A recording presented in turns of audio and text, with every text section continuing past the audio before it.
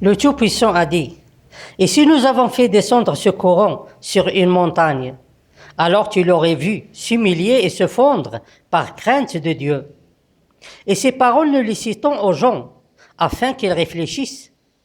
C'est lui Dieu, nulle divinité autre que lui, le connaisseur de l'invisible et du visible. C'est lui le tout miséricordieux et le très miséricordieux. C'est lui Dieu, nulle divinité autre que lui, le souverain, le pur, l'apaisant, le rassurant, le prédominant, le tout-puissant, le contraignant, l'orgueilleux. Gloire à Dieu, il transcende ce qui lui associe. C'est lui Dieu, le Créateur, qui donne un commencement à toute chose, le Formateur. À lui les plus beaux noms. Tout ce qui est dans les cieux et la terre lui glorifie, et c'est lui le puissant et le sage.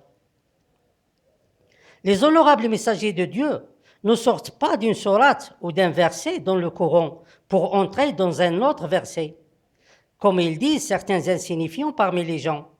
Ils disent que les honorables messagers de Dieu se déplacent ou déménagent d'un verset à un autre, et qu'à chaque fois qu'ils habitent dans un verset, alors ce dernier les contrôle et exprime leur direction.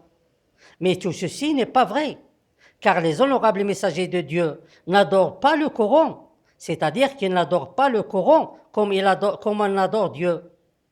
Mais c'est un livre complet et un message de Dieu Tout-Puissant.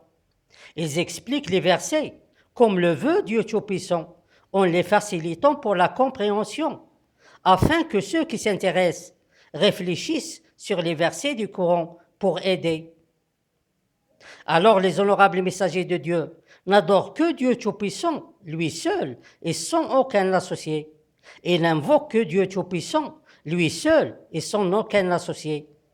Tandis que ceux qui suivent les noms, alors en réalité ils n'invoquent que les faux seigneurs qui sont dans le ciel, tels que le faux seigneur qui prétend avoir créé Adam et lui avoir appris un ensemble de noms ou tous les noms. Et puis le résultat était l'expulsion de tout le monde du paradis vers un monde où il y a ces salopards dirigeants qui traînent leur peuple vers la grande catastrophe, et où il y a ces insignifiants parmi les religieux et les spirituels qui apprennent aux gens comment invoquer et obéir aux faux seigneurs qui sont dans le ciel. Il y a même certains parmi les gens qui ont trouvé ces noms très efficaces pour obtenir ce qu'ils désirent et ce qu'ils souhaitent. Alors ils ont commencé à chercher le nom suprême du Dieu Tout-Puissant.